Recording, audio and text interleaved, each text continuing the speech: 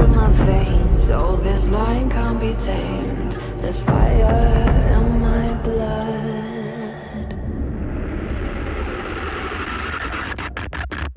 Burn.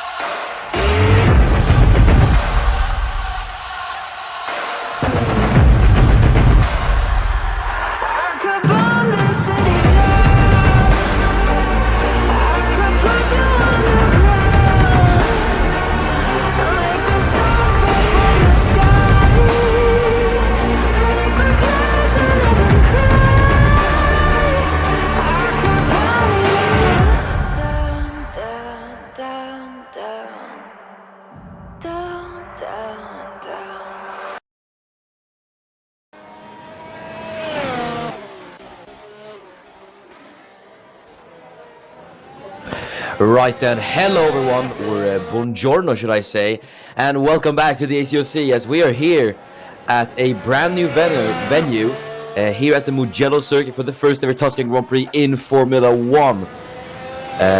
Yes, Formula 1 visiting a brand new circuit. We are here at Mugello. Very, very interesting circuit, and it's going to be the first time we get to see the F1 cars around here.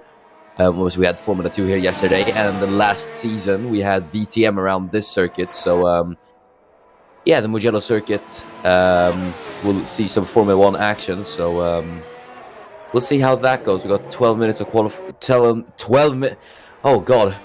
minutes of qualifying just ahead of us. The first stage of qualifying, and then we move on to Q2 and Q3.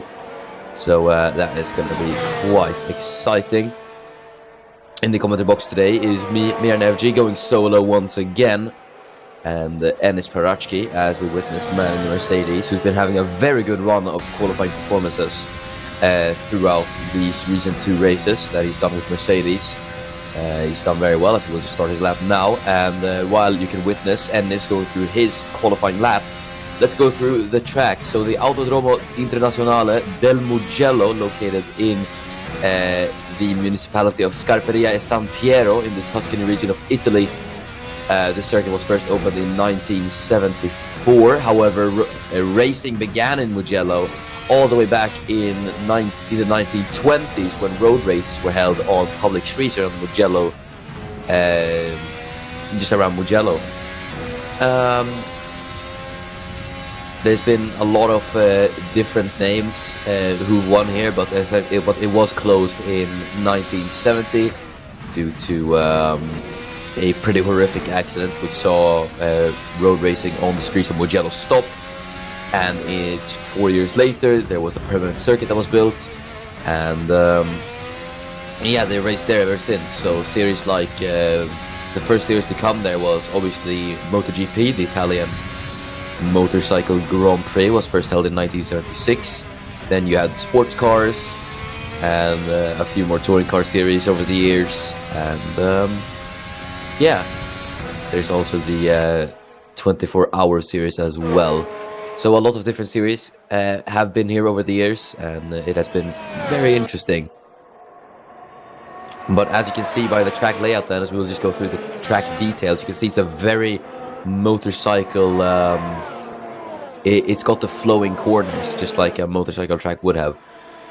5.245 kilometers, 15 turns, and a very long straight of 1.141 kilometers. It is quite an interesting circuit. It's got quite a lot of elevation as well, and it's got a lot of high-speed corners and a lot of flowing corners where you can carry battles through, as we did witness in the Formula 2 race this Friday. As with the times pouring in on the board, then Dennis Groff has gone fastest with a 1:19.917 provisionally, followed by Enis Parachki, just about under a tenth off, and then Jesper Johansson, who's off his teammate by 100th of a second. Luca Freina goes P9. Samet Özkan, wow, what a performance from him, as he gets himself stuck between the two Red Bull senior cars of Klaus and Mamnich. Mamnich obviously took his first ever victory in the ACOC last time out at the Spanish Grand Prix. We are in FG, into P5 it goes, just behind Alfred Klaus there on track. Also, apologies if my voice sounds a bit weird, or if my commentary is a bit subpar today. I am sick, so yeah. And I'm also a tiny bit tired because I woke up recently. Yes, I am lazy, okay? As Lewis McIntyre is the final car to go across the line to set his first time. He goes P10. So that's all the 20 times on the board then. Your bottom 5 for now is Zasnishkai, Novikov, Albon, Blackwood, and Shuto. So pretty interesting then. Lava Zasnishkai I think something must have happened to the Serbian on his outlap, or on his quali lap, because he is quite a bit off. So I think that is definitely not Laban's final time. We'll see if he can get himself into Q2 with a more refined time. As a few people just coming in after the first runs, Graf and Özkan into the pits. Haas looking a bit off the pace. Victor Albom not been able to get himself out of Q1 this far in the season just yet, so not the best runner performances from the Danish driver.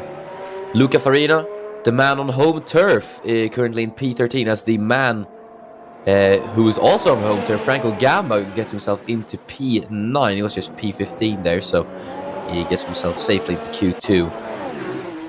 But yes, home races for Gamba and Farina, so we'll see how the two Italians will fare today. Luckily for them, if one of them does perform bad, they've got some commiserations in the fact that, or they've got some constellation in the fact that they have another home race at Monza later down the calendar. So yeah, there's two Italian GPs, but this is officially not the Italian GP. This is the Tuscan GP. So, but both are in Italy. So, as we see Kulasek, who's on a lap here as he makes his way around the final corner, Buccine, turn number 15. Let's see what it will be for Wojtek Kulasek. He's currently P14, looking quite close to the elimination zone as he will cross the line, and he does not improve. The car behind him on track, I believe that's the racing point of Kai Cherezhnia. There's Mohamed Patel, who's just ahead of Kulasek on track. He's P8, so a very good effort from Mohamed Patel then in the first stage of qualifying. Luca Farina is on a lap here, as I believe he's stuck behind Samet Özkan, I think that is.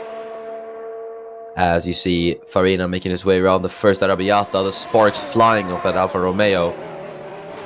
So we will see how that goes. Dennis Graf currently fastest in Q1 though, as we are on Ferrari home soil as well. Obviously this track, the Mugello circuit, is owned by Scuderia Ferrari, so Ferrari should be expected to do well at this circuit. And Dennis Graf especially, considering that he's not had the best runner performance in the first few races, so he's going to have to hope for at least a podium, because he hasn't looked too well in these last few races. We'll see if that can change though, now that the Scuderia is on home soil. Kai Cherezhnia is on a lap here, as he's just got the Renault there, came into the pits. That could maybe hold him up a bit. Either way, he's got to cross the line, and yeah, there's no improvement for Cherezhnia in the racing point, as his qualifying performances have been a bit up and down the field, to say the least. Labas Zasnishkai then, who is currently in last place. Let's see if he can get himself out of last place, and he does. He goes P11, just ahead of Lewis McIntyre, and ahead of his teammate Wojtek Kulasek, who is P15, and he pushes Kai Cherezhnia down to the elimination zone. Victor Albom on a flyer as he makes his way around the two Biondettis. Let's see if the man in the Haas can improve. As it's actually an in-lap for Albom, so he's coming in. He's going to gear up for one final run. Samet Özkan, the man in P6 in the Toro Rosso, I have to say, what an effort from him. Even though it's only Q1, it's still a very, very good performance from Özkan. Could Toro Rosso as I did discuss this in Bahrain, could Toro Rosso actually have a decent youngster on their hands, unlike the last few seasons? We'll see if that is the case. Mama Patel, currently in P8. The Brit will cross the line, but he cannot improve. Either way, he's safely in, as we've got a bit of... look at how close these three are, as... Oh dear, might actually be 3-1 into turn 1. Can that really end well, as it's McIntyre, Tost, and FG to the first corner, and McIntyre backs out of that, as... that's actually Graf, that's not FG. But Graf slips through on McIntyre there. Tost gets ahead of these three. That's actually not Fernando Tost. That is Fernando Tost. I'm sorry. As in the look at that in the middle sector, Fernando Tost had actually a really good middle sector. As Alfred Klaus now goes fastest. That was short-lived though, as Jesper Johansson now takes the top spot in Q1. 119.7, so the pole time comes down by about 3/10 of a second. But Fernando Tost actually could be on a very good lap here, as he makes his way through Correntaio, turn number 12. Now through the chicane, the Biondetti 1 and Biondetti 2, on to turn 15, Puccine. Let's see if Tost can nail this lap, as he will round the final corner. He probably is safely into Q1, but let's see where this lap will get him. P5 it is for Fernando Tost. That is a very good lap time from the man in the McLaren. And he gets himself into the top 5. So very, very good effort from Fernando Tost. Milka Singh just getting a lap time in there, as Victor Albom's out of the pit lane. So he's going to push to get out of the once again. Blackwood and Novikov and then Cherezhnia are in the pits, so they will not be going out again. Victor Albom those on the lap, so is Josef Frederick Schuto, as he makes his way around turn 4 Materazzi and turn 5 Borgo San Lorenzo. No Williams has been able to get themselves out of Q1, so let's see if... as the checkered flag is out, Josef Fredrik Schuto is making his way around the final corner. Let's see if he can improve, as Milka Singh goes P10, so he gets himself into Q2. Schuto can't do it. He stays P17. Fernando Tost on a lap here, as Victor Albom was not able to improve that lap time, so he's out of Q1 once again. Has struggling quite a lot, as Miran Evji sets an improvement. He goes P2 ahead of Alfred Klaus. So all Swedish top 3 at the moment. As Albom coming in. The Dane surely must be frustrated with his performances in qualifying recently, as he's not been able to get himself out of Q1. Tomas Mandic improves, but he stays P9, as he's behind Samet Özkan just there. Mandic, I guess,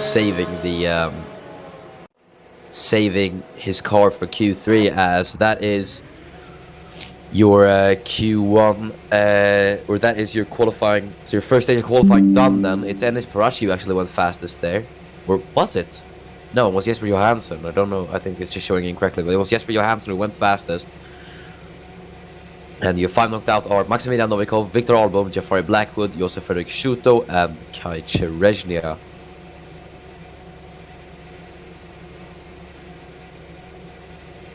So pretty interesting qualifying session then. Obviously, the two Hasses out again. So they Haas probably very frustrated, considering where they were last season. They are. They both Blackwood and Albom are. I think it's safe to say that both of them will be frustrated with the car. Novikov and Schuto out as well. Novikov starting P20, while Josef Fredrik Schuto a bit further up as he starts P17. And then Kai Cherezhnia, who once again has been having a frustrating run of qualifying performances as well. He starts P16. But Yeah, then you got Samet Özkan, who qualified P7, or went 7th fastest, should I say, in Q1, and then you had Fernando Tost there in P5. Very, very well done from Tost as well.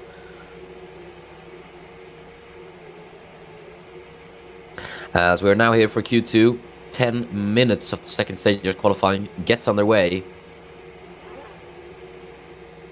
As it is the Toro Rosso who is first out on track. That is Samet Özkan. The young Swede, eager to get out on track and get himself into Q3, quite possibly. We'll see though. Özkan, obviously, had a very successful F2 campaign in 2018. 2017 was not as fruitful for Özkan, as he scored a few points here and there in 2017, but didn't really manage anything spectacular. But his time came in 2018 when he switched to Russian time.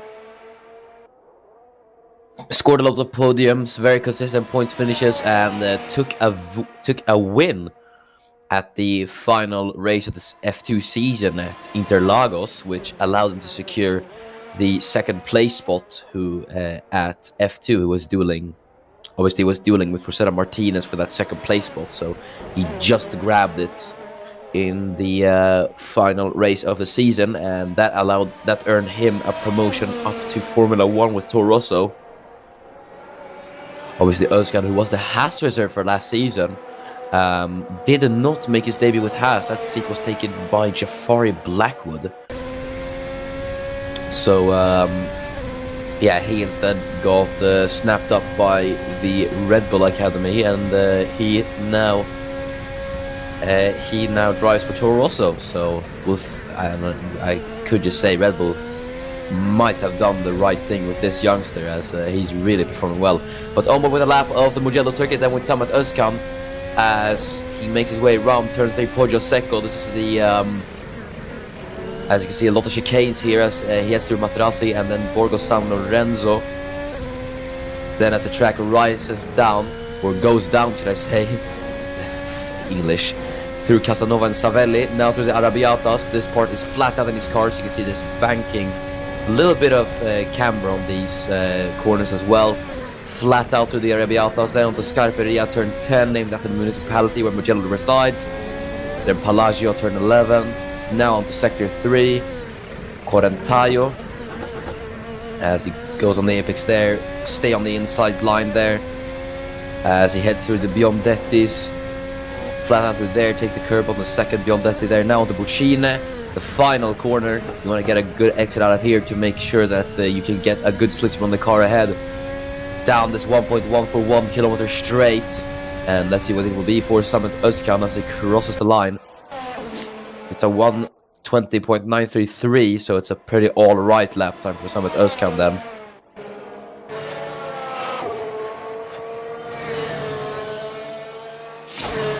Next hard cross line will be Mohamed Patel, as he will cross the line.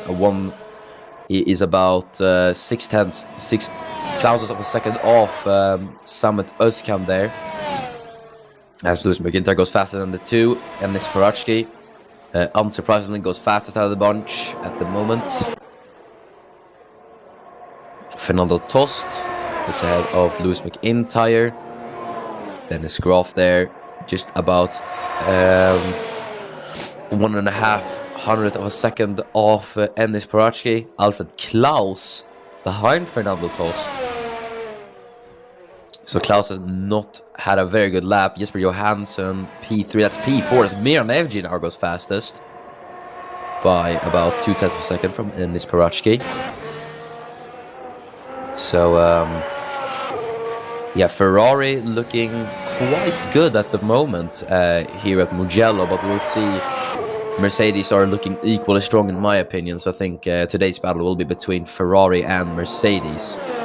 Franco Gamba goes P8 as we're waiting for the final two cars to cross the line. Tomas Mandic goes P2 as he goes ahead of Ennis Parachki. Final car to cross the line will be Lavas Astrishka as he just just gets into the top 10 by a thousandth of a second from someone Tuscan in P11. So that's your top 15 first times on the board then.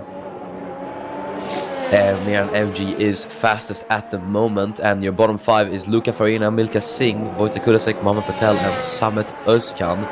Lewis McIntyre, P8 at the moment. I have to say, very, very good stuff from him, and the 2 McLarens in as well for the time being. And then Laban Zasnishkai, who is P10 at the moment by the skin of his teeth. So,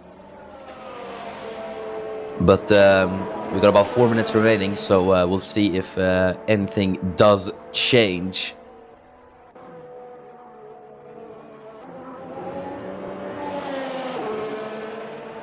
As Franco Gamba's just going to finish up his lap here, as he's currently P9. Let's see if he can improve, and he cannot. He's a second off his own time there, so it's no improvement for Franco Gamba.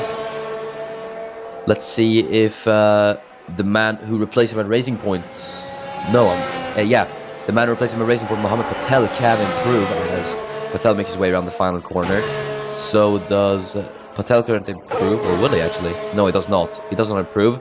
Farina's going to cross the line. Farina doesn't improve either. Neither does Enis Parachki, who was behind him there just on track. As Enis is having a look on the inside there of Luca Farina. But Farina is not getting past as easily, unfortunately, for Enis there. As that's not Luca Farina, actually, that's Milka Singh, sorry. But yeah, Singh not getting out of the way then for Enis Parachki, which is going to frustrate the Macedonian driver, I think. Dennis Croft currently in P4 then, as he makes his way around the first sector. About 2/10 off his teammate Miran Evji, who's currently at the top of the timing sheets. Wojtek Kulasek, who's hoping to get both Renaults into Q3, as he's been out qualified by teammates Zasnishke throughout this entire qualifying session. So let's see if Kulasek, the man from the Czech Republic, can improve as he makes his way around the third and final sector. Let's see if Kulasek can do it, as he will round the final corner. Let's see if Wojtek Kulasek can get himself out of P13, as he will make his way onto the start-finish straight. Milka Singh just entering the pit lane there on the right. Kulasek crosses the line. Unfortunately, no improvement for Kulasek, but he still has time for another lap. There's a very short lap around here, obviously. We're about in the 120s. A lot of high-speed corners at this track, obviously, so there's not a lot of hard braking zones. So it obviously would be a very short lap. Mohamed Patel currently on a lap here, as he makes his way around the Arabiatas. Patel has won in Italy, obviously not at this circuit, but he has won in Italy. He won the Italian Grand Prix for Red Bull Racing last year, which was obviously the race where he returned to Red Bull after being banned for a race at the Belgian GP. So I think it was a very, very poetic victory for Patel, but unfortunately that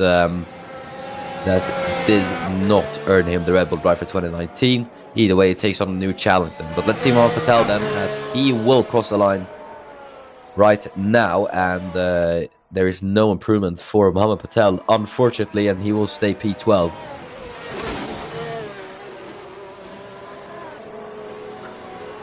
Yes, but Johansson currently in P5, a bit lower than I think he would have anticipated, but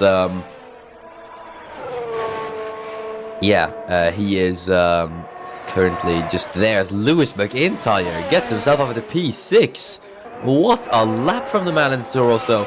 And I think that is McIntyre safely into Q3.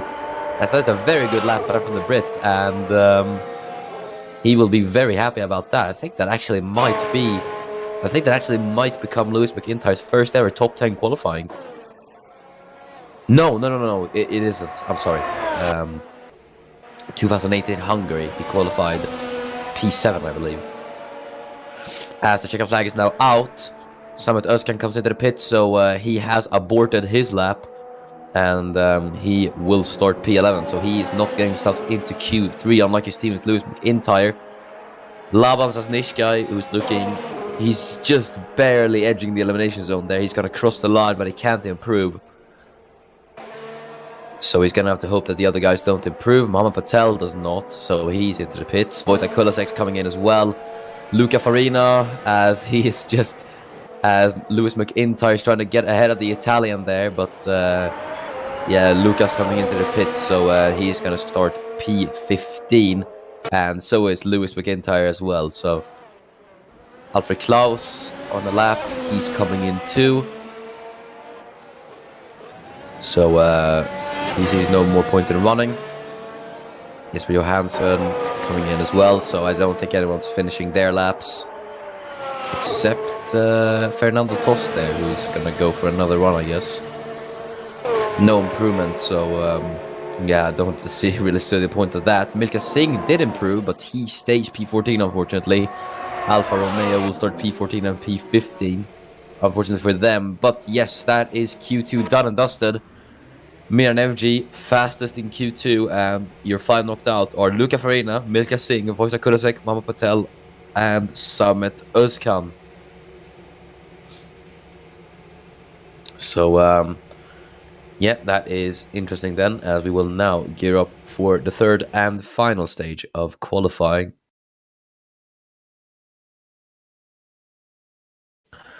Very good effort, I have to say, though, from Lewis McIntyre, who went P6. And then Laban Zasnishkai getting himself into Q3 as well. Both McLarens of Franco Gamba and Fernando Tost getting themselves into Q3 as well. So McLaren, with yet another strong performance, they are into the third stage of qualifying.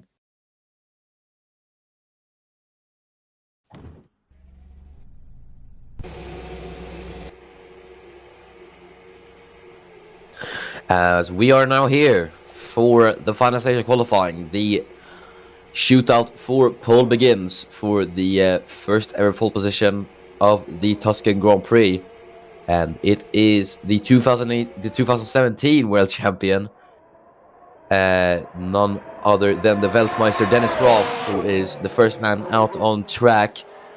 He's looking to secure his first pole of the season with Ferrari.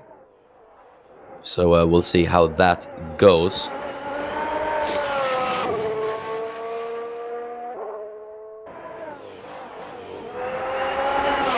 We'll see if Dennis Graf can get up to speed then here in Mugello, as he's hoping to score his first win this season, which is very unusual to say for Dennis Graf, as we know what he is capable of. But yeah, we will see. As Graf makes his way onto Correntaio, turn number 12. On South lap here, as everyone else starts slowly coming out of the pit lane. As Dennis Graf will make his way around the final corner to now just start his lap. As we will go on board with this lap of the Mugello circuit with Dennis Graf, as he will go across the line now to start his lap down the 1.141 kilometer start finish straight onto turn 1 San Donato, hugging the inside curve there on the apex, lining up for turn 2 Luco, and then Poggio Secco, turn number 3. A lot of chicanes in the first sector here, as he heads through turn 4 now, and then turn 5 Materassi. Then on to turn 6 Casanova, as the track goes downhill here. Rusavelli now to the Arrabbiatas, fastest corners on the circuit. We should be in about 7th gear there. No, 7th gear, sorry, probably 6th gear, I think. Either way, through turn 11 there, Palagio, now on the Correntaio, turn number 12. This is where we're going to see a few mistakes from the drivers. staying on the inside line there as he makes his way around the Biondettis. He can cut across the second Biondetti there as he heads through Buccine, the 15th and last corner. And let's see what it will be for Dennis Groff then, as he will make his way onto the start-finish line, and it is a 1:19.834. So let's see if that time does get beaten.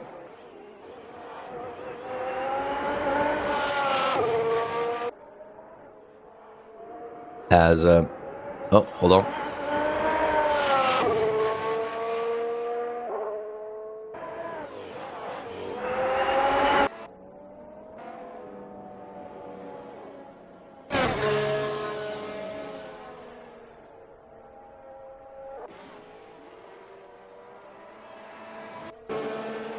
Sorry about that. Yeah, I'm back. Jesper Johansson did set a lap time there. He goes faster than Dennis Groff. Labansas Nishkai there in P3. He's ahead of Fernando Tost, who just crossed the line there. Tomas Mandic will cross the line. He goes P3. Just ahead, just behind Dennis Groff, should I say. Lewis McIntyre behind Fernando Tost there. Milan FG goes P3. Ahead behind his teammate Dennis Groff. Franco Gamba will cross the line and see if he can equal his teammate. He goes ahead of his teammate Fernando Tost. Dennis Groff is going to set another lap time here. Let's see if he can steal pole away from Jesper Johansson. He can't. That wasn't approved just yet. I shouldn't say pole, I should say provisional pole. Either way, Enis Parachki, who's making his way around the final corner. Let's see if the man in the Mercedes can challenge the top spot, as he will cross the line now, and he goes P2 behind his teammate Jesper Johansson to make it a provisional Ferrari 1-2, unless Alfred Klaus can do anything about it, but he can't just yet. Jesper Johansson, pole man, will cross the line. Does not improve, but there's no need for an improvement for him at the moment. Lavas Osnishkai, best of the rest, as he is currently P7 as he comes into the pit lane. Fernando Tost on a lap here. Let's see if he can improve. Nope, not yet. Tomas Mandic, who's currently P6. Let's see where he will go. Nowhere, as he stays in P6 for the time being. Franco Gamba, who's on his in-lap. So he comes in. We'll see if he does decide to go out once again. Dennis Groff coming in as well.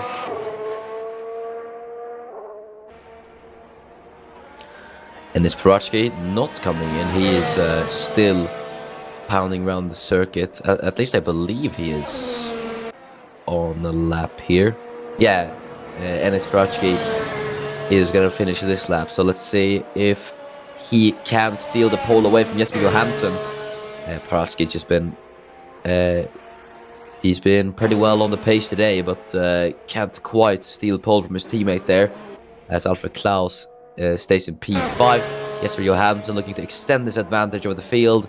He can't quite do it just yet, as he will still stay where he is. Fernando Tost is P9 at the moment. We'll see if he can get himself ahead of his teammate Franco Gamba. No, he can't just yet. Lewis McIntyre, who's currently last in Q3, P10. Let's see if he can set an improvement. And he cannot just yet. So not a lot of improvements in qualifying then at the moment. Dennis Groff is in the pit, so he will not be setting another lap. So same goes for Lavos Osnishkai and Franco Gamba. So the only people that can now take pole are the two Mercedes, the two Red Bulls, and Miran Evji. So we'll see who will take pole position, as we got just about 45 seconds remaining then in Q3. Enis Parachki is coming in, so he sees no point in pushing on for pole, or I shouldn't say that, but yeah, Parachki calls it quits then. As Alfred Klaus crosses the line there, he goes P5, so yeah, he can't improve. Jesper Johansson is in. He's just gonna have to hope that FG Klaus or Mandic doesn't set improvements now and goes fastest. Fernando Tost on lap here. Let's see if he can manage anything, and he stays P9 for the time being, as the checker flag is now waving. Qualifying is now finished, and we're waiting for 4 cars to cross the line. Lewis McIntyre, first man to cross the line. He does not improve. He stays P10. Either way, very good effort from him. Mir and Evans will cross the line, and he does not improve. He stays P4. It is looking more and more to be in the favor of Jesper Johansson, as we will see. There could be one man to stop him, though. Alfred Klaus, the Swedish Red Bull driver. Let's see if he can do anything to stop Jesper Johansson, as we're going to see then, as Klaus will make his way around the final corner. Let's see if he's going to finish this lap. I think he is going to finish this lap, Alfred Klaus. So let's see then if Alfred Klaus is able to thwart Jesper Johansson and Mercedes for pole position. Will it be Johansson or will it be Klaus as he will cross the line? It's looking to be Jesper. It's going to be Lewis McIntyre, and obviously went into the pit lane, and that means that Jesper Johansson, the Super Swede, is on pole position for the Tuscan Grand Prix. Yes, so that is qualifying done then. We are just awaiting the race then. Very, very interesting qualifying. Jesper Johansson taking pole position. I believe that is his second pole of the season.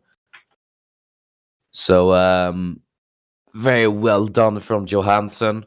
Ferrari, or sorry, not Ferrari 1-2, but it's a Mercedes 1-2. As Johansson currently is in P1, and then is Parashkin in P2, and then the 2 Ferraris P3 and P4, and the Red Bulls P5 and P6. So yeah, perfectly symmetrical. Or wait, how would you describe it?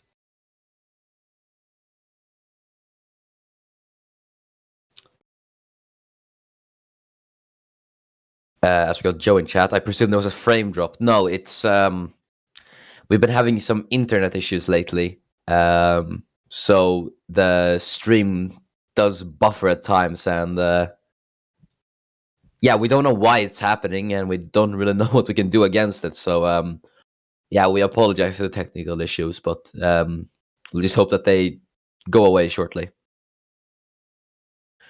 But yeah, very interesting qualifying then. Good effort from Laban Sasnishkai, the man in the Renault P7, and then the 2 McLarens of Franco Gamba and Fernando Tost P8. As we are having some internet issues. Here we are. Yes then. So the starting grid then for the inaugural Tuscan Grand Prix for Formula 1. It's Jesper Johansson. The Mercedes driver takes his second pole of the season. He becomes the first man to take 2 poles this season. And it's Enes Parashki, his teammate, who accompanies him on the first row. On the second row are the 2 Ferraris of Dennis Groff and Miran Evji. Let's see if Dennis Groff can do anything from P3 today. Then on the third row is the 2 Red Bulls of Alfred Klaus and Thomas Mandic. They start P5 and P6 respectively. Laban Sasnishkai starts P7, followed by Franco Gamba, the Italian, in his Homer race. P8. We'll see if he can do anything today and please the Italian fans, the crowd today. As Fernando Tost, his teammate, starts in P9. Then it's Lewis McIntyre for Toro Rosso, P10. So we'll see if Toro Rosso can score some good points today.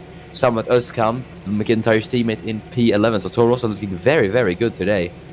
As it's Mohamed Patel who starts in P12, followed by Wojtek Kulasek in P13. And it's the 2 Alfa Romeo boys of Milka Singh and Luca Farina, P14 and P15, followed by Kaj Reznia in P16.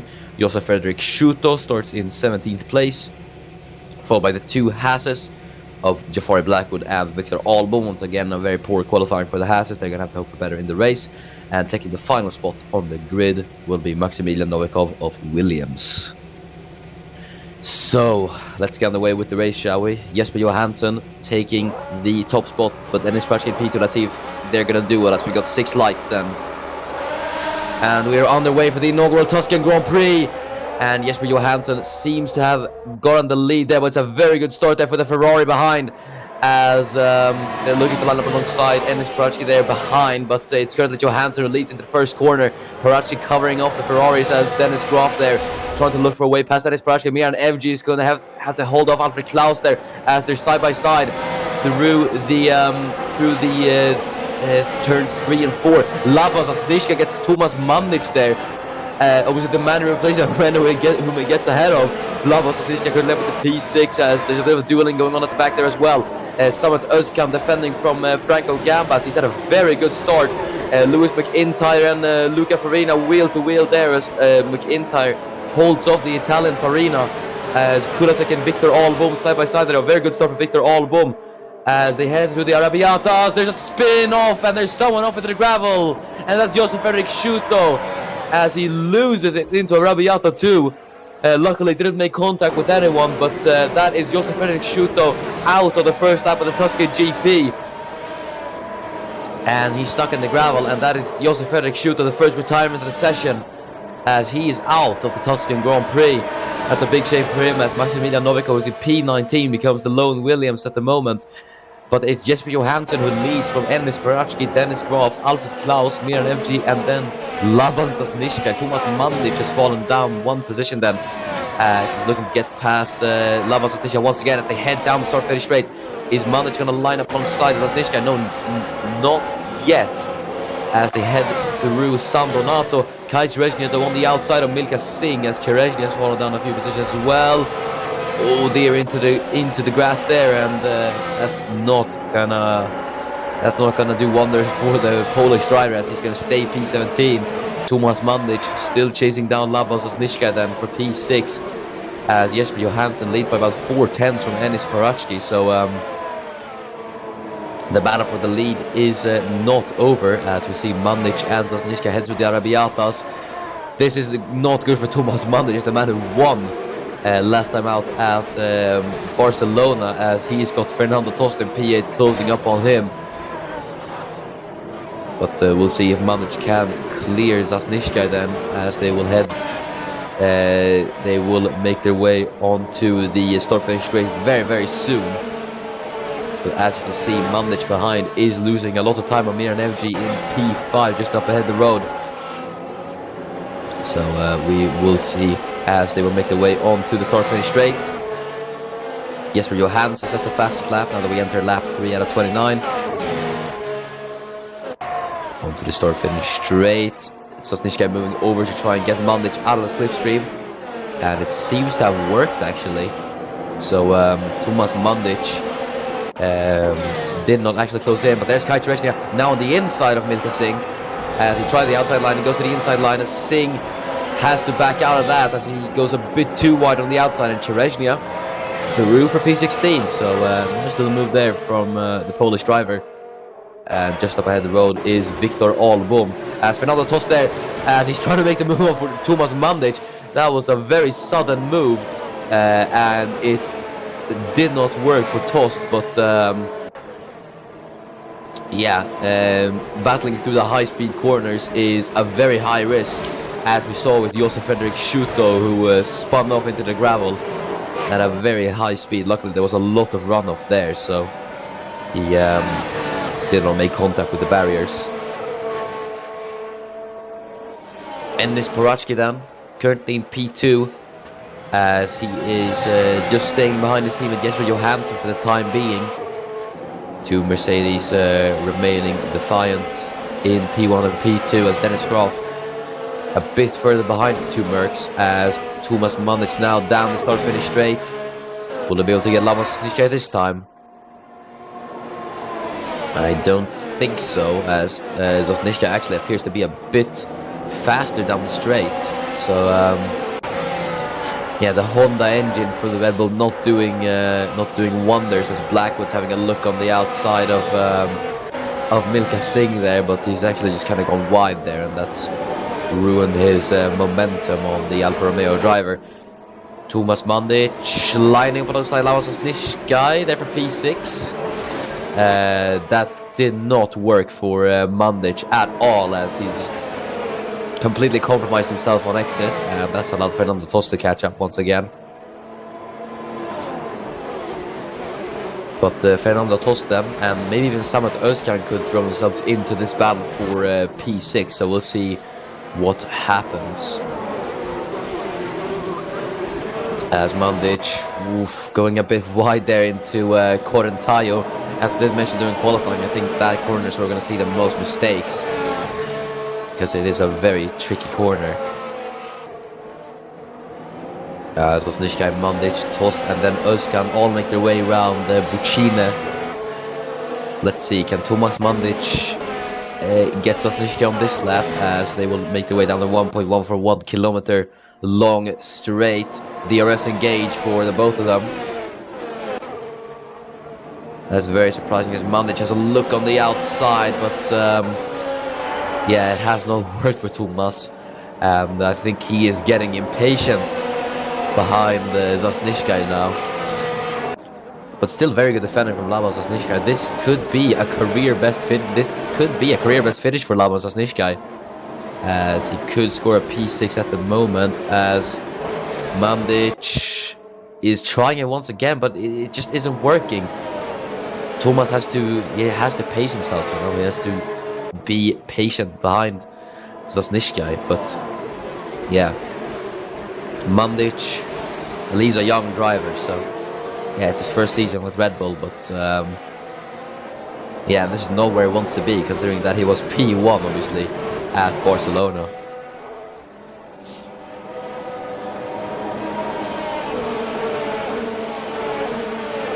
As they make their way onto Bucina once again, but it is very weird though. Zasniczka just absolutely pulls away from Mandic there on the straight. So this really goes to show that the Renault engine is far better than the Honda engine, which is very strange to say.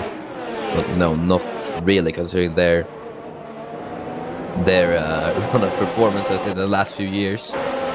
As Kai Terezhnia, who's trying to get Victor Albom here for P15, trying to claw his way back up to the positions he started in. Had a bit of a look on Albom there, but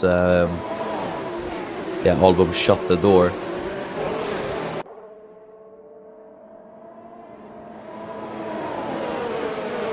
As Mandic is still remaining behind Labo Zasniczka for... I just had a sneeze and it went away, so that's apologies for the very awkward pause. Either way, we'll see if Mandic is able to get past the Renault. This is not the first time we see front-runner cars get stuck behind midfield drivers. It happens quite often, actually, more than you think.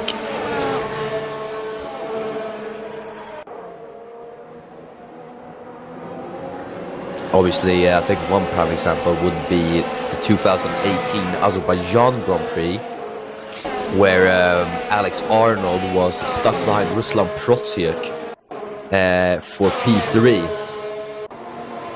So yeah, it was very weird for Arnold, as he was stuck by the Haas P3. As there's Kai Terezhnia now on the inside of Victor Albom, as Albom's going to try to hold it from the outside, but it goes a bit wide, and that's allowed Kai Terezhnia up yet another position. So good stuff from Kai Terezhnia. That is him up yet another position, I believe, back up to where he started. No, actually up one position to where he started. As we'll see the position gains from the start then. Alfred Klaus up one position, as he was able to overtake Miran Evgi at the start. Labo Zasniczka was able to overtake Tomas Mandic, we were just discussing that. Fernando Tost up 1, Samet Özcan's up 2, so he had a very, very good start. Franco Gamba down 2, unfortunately for him in his home race. Lewis McIntyre down 1, Farina up 3, so that's very good for him. Patel is down 1, Kulasek down 1, Terezhnia is up 1, Albom is up 3, previously 4, but he was now overtaken by Kai Terezhnia.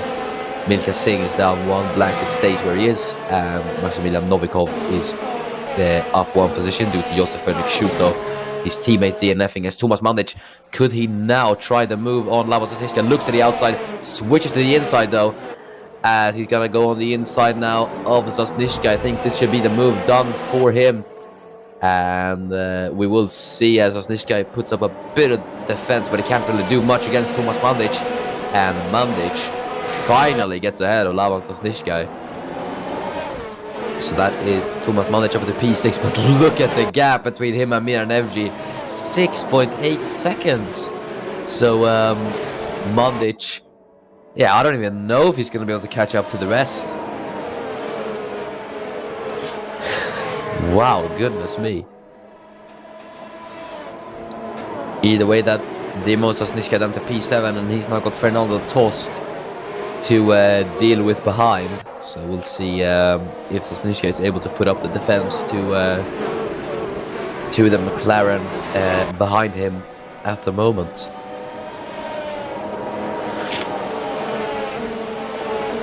Jesper Johansson then still in the lead of the race, as Enis Parachki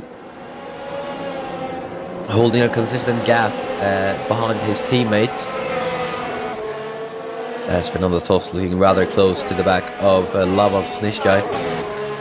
Dennis Groff about 7/10 from Enis Parachki. Same goes for Alfred Klaus, and Miran Evji a bit further behind as he's about a second off Alfred Klaus.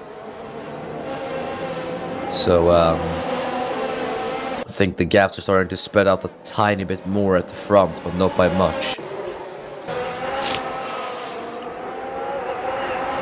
As Jafari Blackwood is now trying to get past Milka Singh.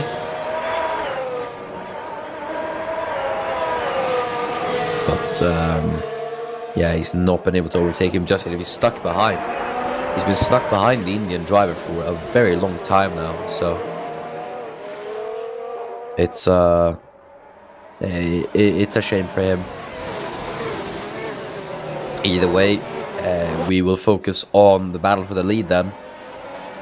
Or battle, I don't know. We'll just focus on the lead. Jesper Johansson, there is in the lead as we see Enis Parachki in P2. Another consistent podium for Enis Parachki. This man has really been smashing it now that he's moved to Mercedes. He has done fantastically, I have to say, and it's so great to be able to see Enis unleash his true potential in the ACOC with Mercedes.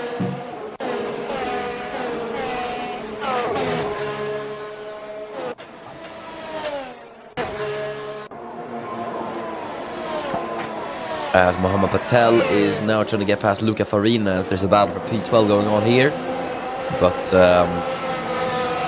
Patel can't quite get him just yet, so we will see what happens there.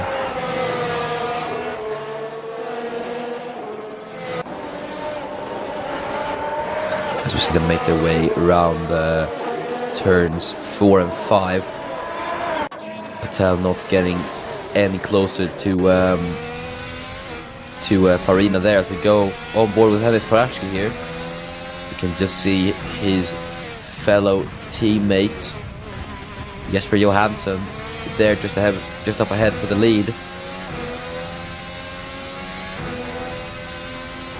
Don't think Enis is gonna push to overtake Johansson here. I think he's gonna stay behind and be a team player here, as Johansson, who's currently in the lead of the championship, I believe, in the lead of the championship. I have to check that actually. Sorry about that. Very professional in the commentary, I know. No, that's actually wrong. Miran Evji's leading the championship standings. I completely forgot about that. But yeah, I think Parachki is going to stay behind to prioritize Johansson for the championship here. So Parachki being the team player at the moment. Evji in P5 at the moment. He's going to score about, I think it is 12 points for P5. Or was it 10? I don't remember. I think it was 12. No, it's 10 points. So 10 points. Then Johansson will score 25. So in this, so yeah, if things finish like this, Jesper Johansson would retake the championship lead, heading into the next round at Canada. Is it not? So I'm really sorry. I feel so disconnected. Trust me, it's not always like this. Yeah, it is the Canadian GP, so Jesper Johansson would take the championship lead heading into Canada. As Fernando Tost is trying to get Labas Osnishkai, but Labas has been putting up the defense for quite a while now.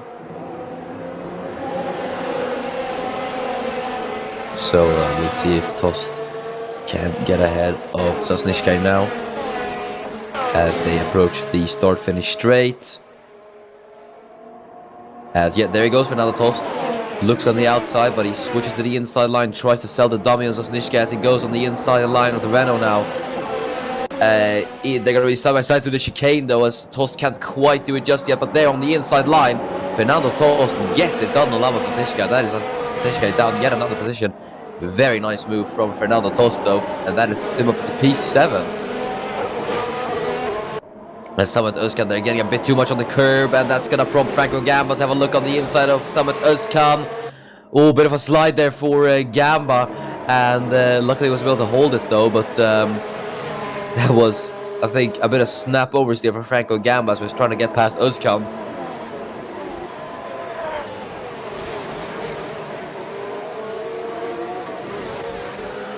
As Mohamed Patel is trying to get past Luca Farina, he's not been able to do much though. As Farina and Patel are now catching up to Lewis McIntyre there in P11, so we'll see how that will go. Dennis Groff and Alfred Klaus have now caught up to the two Mercedes, so this could be very interesting as we have a four-way battle for the lead. Look at that. This could be very, very interesting indeed, as look how close Dennis Groff is to Enis Barashki now. Enis is going to have to put up the defense to the world champion behind. This is going to get interesting, ladies and gentlemen.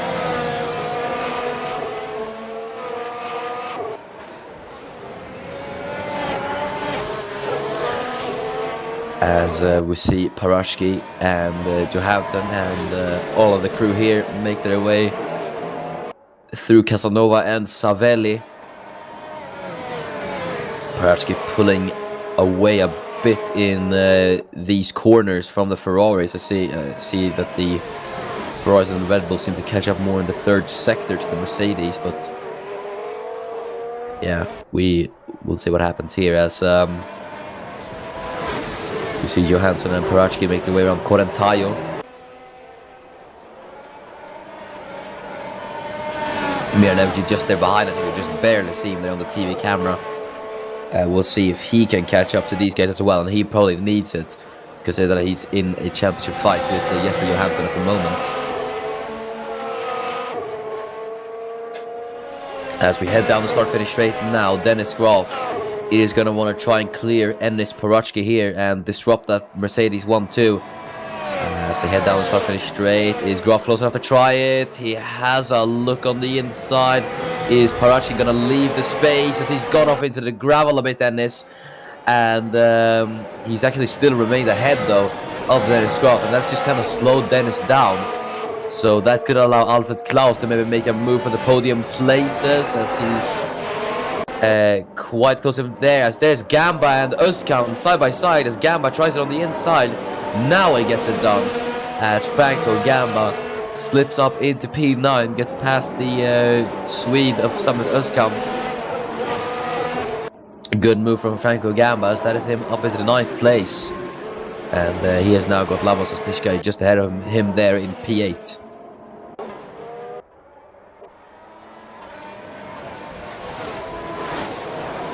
As Miran Evji, he is actually catching. Look at that. The gap used to be a second. It's down to 6/10 now. So Miran Evji could get involved into this. And Tomas Mandic, who not right now, but he could get involved in the later stage of the race. As that gap has closed by what it used to be. It used to be about 6 seconds. It's down to 2.3. So Mandic is catching now that he's in free air. We'll see if Dennis Groff is close enough to try anything just yet. As Franco Gamba, who just got Samet Özkan, not content with that as he's trying to get Labas Osnishkai now. We'll see, though. I don't think he's close enough to try it into turn 1 just yet. He's going to have a look, though, on Sosnishkai, and no. That did not work, Franco, but... yeah. Either way, I think he could still try and make a move in the following few laps. He just has to remain patient. As, look at that, here's an interesting battle. Novikov versus Blackwood. As Maximilian Novikov in the Williams actually gets past Jafar Blackwood's position. And yes, that was a Williams making a genuine overtake on someone. Either way, that's Maximilian Novikov up in yet another position from where he started. He is now P18.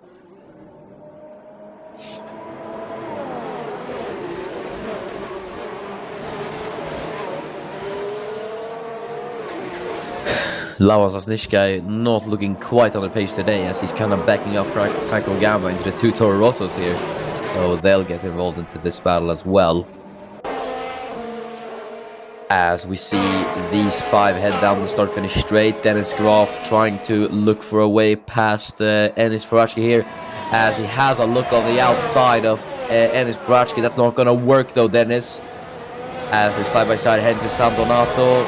Yeah, into the ground for Dennis Graf, and it has not worked for the German. Franco Gamba, though, is having a look on Laban Sosnishka there on the inside into San Donato as well. Let's see if he can succeed with this, as he's going to be on the inside line. Laban going a bit wide there on the outside, and he gets it done.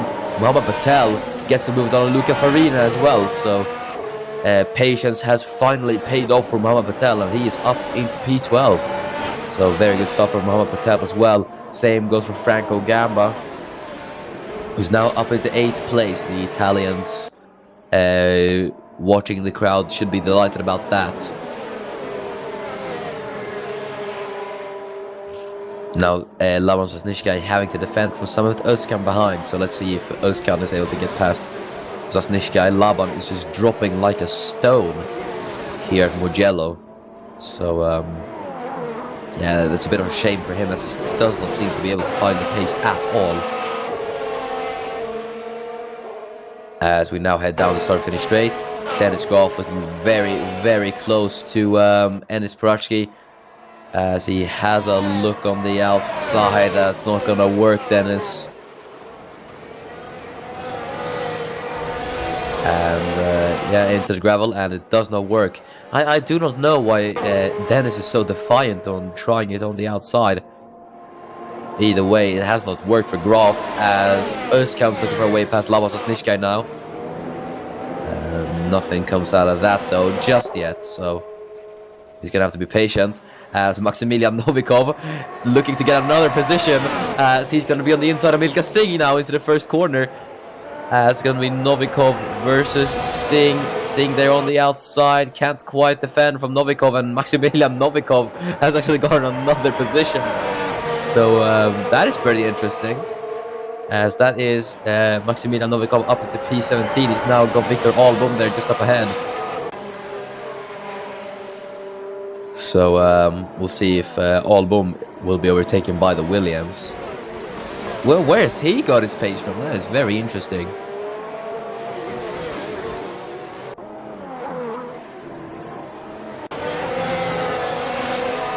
Enis Parachki then, not as close to Jesper Johansson. He's actually fallen back on his teammate, which is curious. So could Parachki's pace be falling off as he's trying to defend more now? As Thomas Mandic, look at this, he's caught up to Miran Evji now. As, oh dear, let's just say that he's gone a bit wide, so that's that hasn't really helped him too much. Samet Özkan is having to defend from his teammate Lewis McIntyre. McIntyre's not trying anything just yet on his teammate. As look at that, Maximilian Novikov is now trying it on Victor Albom. Just a lap later, as he overtook Milka Singh, he's overtaking Victor Albom in the exact same quarter. Can he do it? And I think he can. Yes, he can. Maximilian Novikov, what did they put in your coffee today? As he is now up to P16, and he was P19 just a few laps ago. That is Don't think it's gonna get any better than that. But Maximilian Novikov from P20 on the grid. That is fantastic. Very, very good move making though from the young Russian. He is up into 17th place. Assetto Tuscan, as we just saw him there briefly, not able to get past Zasnishka. He must be frustrated as well, as I think everyone has just been kind of having a difficult time dealing with Zasnishka today. As Dennis Graf, looking, I think he's getting a bit impatient trying to overtake Enis Parachki. We'll see though if he can do it, as there's about 10 laps remaining in the Tuscan GP. Jesper Johansson leads comfortably as the two Toro Rossos are going to go at it. Lewis McIntyre is going to try it on his teammate Samet Özkan, as he says it's my turn to try and overtake Zasnishka. But the two Toro Rossos side by side through turns 3 and 4. McIntyre gets his teammate Özkan into Poggio Secco, but the battle is maybe not over yet, as no, it is over. As look at that, Victor Albom overtaken Milka Singh. There's Patel on the inside of Özkan, as the two actually side by side through Savelli or Casanova there. I think Patel was, could not get that done. Luckily they did not make contact, unlike the Formula 2 race we saw, where there was a move attempted into Casanova, and that saw one of the cars going off into the barriers. As Dennis Graf is trying to chase down Enis Parachki, but Alfred Klaus behind also trying to get Graf here as he's lining up alongside Parachki. This could be the move that he needs, Dennis Graf, as he's going to go on the inside of Enis Parachki. Can he do it, Dennis Graf? Yes, he can. And that is Dennis Graf finally up into 2nd place. And now with 9 laps to go, Dennis Graf will put Jesper Johansson, his former championship rival last season, in his sights. And he's going to chase down the Super Swede. So we'll see as the 2 world champions now occupy the top spots. It's no longer a Mercedes 1-2. That's good news for Ferrari though. As Milka Singh is having a bit of a battle here with Victor Albom, but he's gonna go a bit wide here. Singh is kind of stuck in the Haas sandwich here, as Blackwood, who's currently in last place at the moment, just there as well. Lewis McIntyre, who got his team for P10, now trying to get Laban Zasnishka for P9, but nothing's come out of that just yet.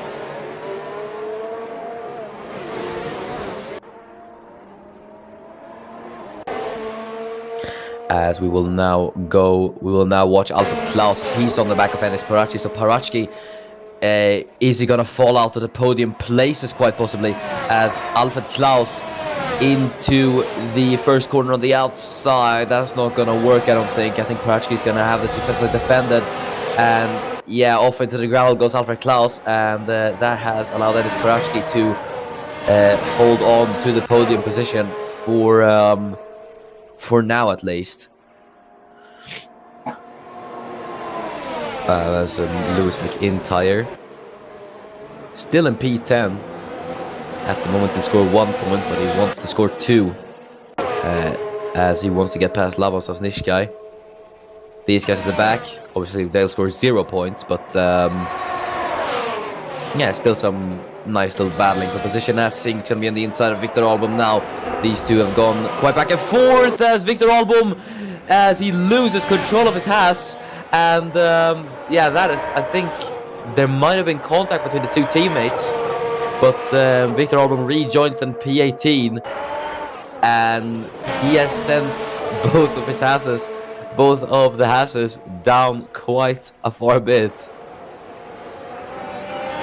So just a bit too much into the ground there for Victor Albom, and that sent him almost into a spin, but he was able to catch it. So as there's Alfred Klaus now lining up alongside Enis Parachki, has a look on the outside, but he's gonna switch to the outside. I think Enis is gonna have an easy time defending from this. As yeah, he has. So Klaus will remain in P4 for the time being.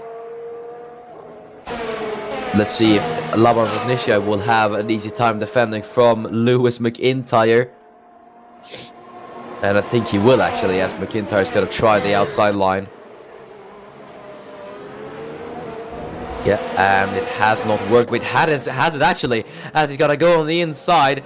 And he's going to have the outside line into his first chicane here. As Zasnishka is going to be on the inside line there now as they head through... They head through Materazzi and Borgo San Lorenzo. Zasnishka on the inside line with a bit of oversteer there on the exit of Borgo San Lorenzo for Zasnishka now onto Casanova as they head on the outside. And Zasnishka actually remains ahead there. Or is he? As they head on to Savelli. What a battle this is as they head through the Arabiatas now. McIntyre on the outside. And he gets it done, Lewis McIntyre. What a battle and what a move from the Brit. That is fantastic. You love to see that. That was amazing. I think that's the first outside overtake we've seen into San Donato that actually succeeded. That was fantastic from Lewis McIntyre. As Alfred Klaus, who's going to try it on the outside to San Donato. Obviously, McIntyre now proved that those overtakes are possible, but I don't think he's going to succeed with this, though, and no, he has not. So, that was a bit anticlimactic, but hey. As Mohamed Patel is going to try to get Samet Özkan here, whom he's been trying to chase down for the last few laps, but yeah, nothing has, as I said, nothing's come out of that just yet, so both of them have remained in their respective positions. Alfred Klaus, as we see, all these guys head through the second Arrabbiata. Klaus has not been able to get past Enis Parachki just yet. As the two Hasses dueling now. Blackwood on the inside of Victor Albom. As, oh dear, Victor Albom losing it once again. And that is him almost into the wall, but he's held it once again. Yeah, this is a weekend to forget for Victor Albom. It truly is.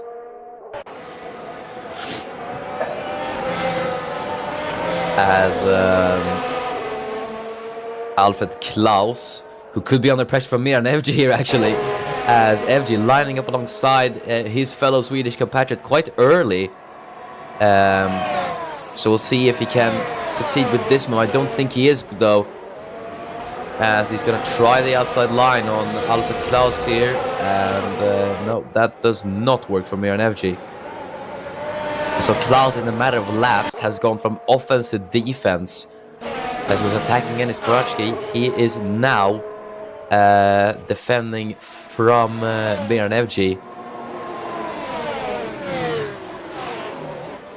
Samet Özkan.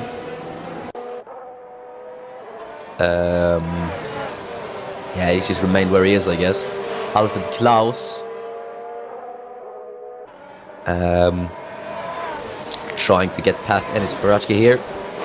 But yeah, Enis doing well on the defense. It has to be said. I mean, he could not stop Dennis Graf, but he's doing quite well against Alfred Klaus. So there is that, at least. As we see Klaus through the two Biondettis. Now on to the final corner, Buccine. Let's see if Klaus is close enough to line up a move into the first corner. As Dennis Graf is actually kind of catching to... he's actually catching somewhat to Jesper Johansson. Either way, there's Alfred Klaus on the inside of Enis Parachki. Could it be for Klaus as they head into the first corner, wheel to wheel? And Parachki going a bit wider on the outside line, and Alfred Klaus is ahead for P3.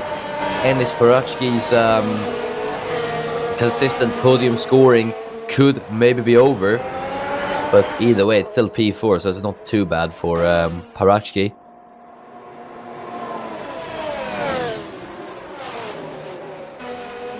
As we watch Mohamed Patel head through San Donato, nothing coming out of that just yet. I think I've said it like 4 times now. But yeah, the status quo still remains in the midfield at the moment. Alfred Klaus, though, He got Dennis Paratsky. He's now on the back of Dennis Graf. We know how much Alfred Klaus loves to carve his way through the field when he's in the top positions. We'll see if he can do it now. As, oh dear, it's gone a bit wide as I just said that. But we'll see then as he hits through Biondetti 1 and Biondetti 2. Now onto Buccini as the top 3 are oh so close. We'll see if anything will come out of this. As we head down the start-finish straight, Alfred Klaus is the man from Sweden going to try it as he's having a look on the inside of Dennis Graf. Has a look on the outside though, switches to the inside once again, trying to sell the dummy in the world champion. Here he goes on the inside into San Donato. Klaus got Johansson, or I mean Paratsky just a lap earlier, and he gets Dennis Graf. Alfred Klaus. This man is doing oh so well, and that's Dennis Paratsky! And he's off into the first corner, and he's hit the wall. And the Macedonian is stuck, and he's out of the race. I cannot believe it. As Dennis Paratsky is out of the Tuscan Grand Prix. What has happened to Dennis Paratsky? I can't believe it. And he's gonna come out. He's gonna come home from Tuscany empty-handed. Oh my goodness. That is him out. What a shame. And that is Dennis Paratsky, who's out of the race with 3 laps to go. Either way, Alfred Klaus could be the dark horse now in this race, as he got Paratsky, he got Graf. Can he get Jesper Johansson as well? I cannot believe it if this does happen. As Klaus has just been... Where is his pace come from? It's like 2018 Barcelona all over again for Alfred Klaus. As they will make their way around Buccini. As Klaus now on the back of Jesper Johansson. Is this gonna work for Alfred Klaus? He looks at the outside to the inside. Alfred Klaus now the battle for the lead. We thought Graf would challenge Johansson, but it's gonna be this man, Alfred Klaus. The 2 are side by side. Alfred Klaus, he takes the lead of the Tuscan Grand Prix. What an effort from Alfred Klaus. He leads with 2 laps to go. Alfred Klaus with a phenomenal performance. He was P4 a few laps ago. He got Dennis Paratsky, he got Dennis Graf, and he gets Jesper Johansson to take the lead here in Mugello. Alfred Klaus comes out on top. This man, you love to see it. Goodness me. What a man you are, Alfred Klaus. And he has done it oh so well. We thought it would be Jesper Johansson who'd come on with the trophy, but he has proved everyone wrong, Alfred Klaus. What a man! That is some incredible move making from Alfred Klaus. That is some of the best. That is some of the best move making I've ever seen. Wow, that is fantastic, simply fantastic from Alfred Klaus. And look at that, he's pulled away by 2.3 seconds. Where is he going? He's just completely checked out, Alfred Klaus. There's no stopping that man. Alfred Klaus, he does what he does best, and that is overtake like hell. Samet Özkan then, who's now on P10 as Dennis Paratsky DNF'd. Laban Zasnishkai, who gets promoted to P9, and then Mohamed Patel there in P11. As Patel, is he gonna make a move on Samet Özkan here? As Patel is trying to get himself into the points. The 2 are gonna be side by side though, as Özkan on the outside there, he can't quite hold on, and Mohamed Patel into the points. Very, very calculated move from Patel, and he finally gets it done. He's been stuck behind Özkan for an age now, it feels like, and he finally gets past him.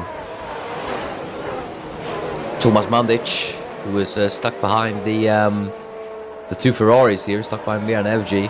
He's not been able to make moves like his teammate, unfortunately, but yeah, he still remained in P5 here.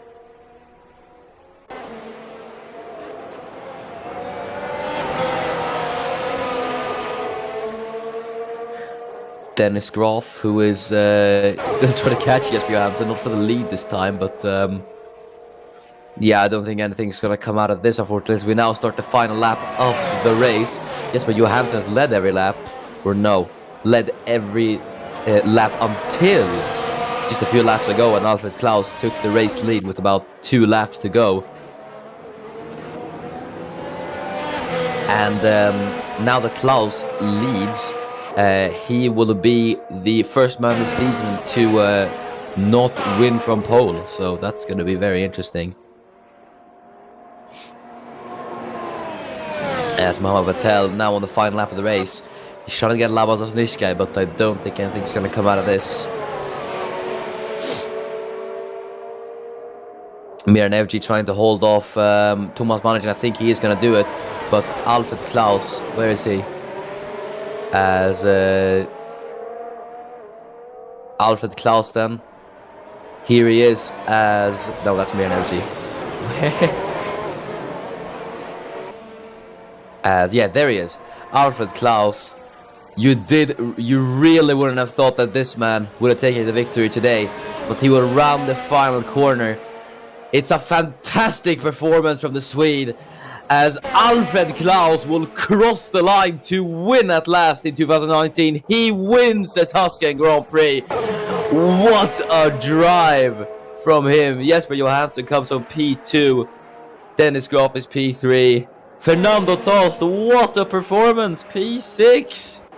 That is fantastic for him. Lewis McIntyre, P8. Franco Gamma's going to come on P7 in front of the home crowd. He will be pleased about that. Lewis McIntyre, points for him. He'll be happy about that. Made some very, very impressive moves. So very, very good from him. Labas Osnishkai will just hold off Mohamed Patel there for P9. Patel for just P10. Wojtek Kulasek. Not the best day for him. Pretty average performance from him. Kai Tereshny there just in P14. Maximilian Novikov. I think he'll be chuffed with his performance, as he'll come home P15. Started P20, so he'll be happy about that.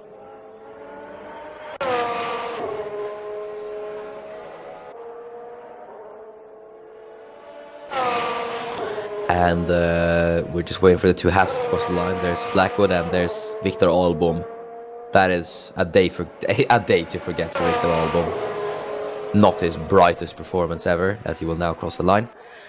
And yes, that is it then. We will go through the final classification. So Alfred Klaus wins the first ever Tuscan Grand Prix. What a performance from him, really has to be said. Jesper Johansson comes on P2. He takes the fastest lap of the race. Dennis Graf finishes P3 on the podium for Dennis Graf. That's at least, yeah, it's not the win today for him, but still a podium. Miranevci comes on P4, followed by Thomas Mannichen P5. And it's a very, very good day for McLaren. P6 and P7, Fernando Tost and Franco Gamba. Lewis McIntyre, very good day for him as well. P8, and he made a lot of impressive moves today, so he should be really proud of that. Labas Osnishkai P9, and then Mohamed Patel finishes in the points P10. Summit Özkan P11. He was not able to finish in the points today, but he finishes P11 still. Luca Farina in his home race, no points from either, but he finishes P12. Wojtek Kulasek P13, and it's Kai Tereshny at P14. Maximilian Novikov, a good day for the Williams driver, as he finishes a career best P15. Milka Singh is in 16th, followed by the 2, and the final 2 Hasses are the 2. Pace myself, God. And the Hasses will be the final 2 finishers, Jafari Blackwood and Victor Albom, and the 2 non-finishers are Ennis Paratsky and Josef Frederick Schuto. So that is it then for the Tuscan Grand Prix. Thank you so much for watching. Congratulations to Alfred Klaus on the victory. I will give out driver of the day. I mean, it's a tough one. It really is. I have to give it though. As much as Alfred Klaus did such a great performance, he's done it before. So I will give it today to Lewis McIntyre. Flawless driving from him. He made his way up a few positions, and that beautiful overtake on Laban Zasnishka as well was absolutely incredible. And he came home to finish P8 and secure some good points for his team. So, Lewis McIntyre, you're the driver of the day for me. But yeah, that's been it for Formula One. Thanks so much for watching. We will see you in about 3 hours' time, actually, for the Toronto Prix for Formula E at the Toronto Exhibition Place. So that will be very, very interesting. Make sure to stay tuned for that in a bit, as the Formula E Championship fight will continue between the top two, Giulia Cisetti and Tobias Schulneberg. It's going to be very interesting. Formula One will return next week for the Canadian Grand Prix at the Circuit de Gilles Villeneuve. So make sure to stay tuned for that. But yeah, that's been it from me, Miran FG. Thank you. I've been Miran FG. Thank you so much for watching. See you.